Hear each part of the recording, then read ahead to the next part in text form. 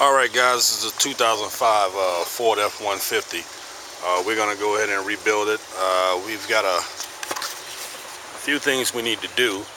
The front end is damaged. Looks like it needs a new hood, bumper. Radiator core support may be okay, but the condenser is shot. Body of the truck looks fine. We will be doing some paint jobs and everything, dent pulling out, rust, preventing the rust, and cleaning up the rust on the truck itself. Sorry about the camera.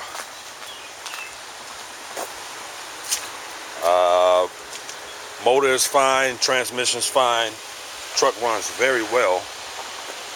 As you see, the front door, driver's side door, needs to be replaced.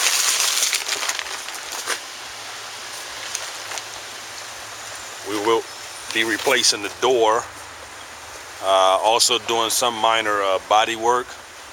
The windshield needs to be replaced. The back end of the bed needs to be repaired. Some scratches, paint peels, rust. So pretty muchly we have a little bit of work to do to the truck.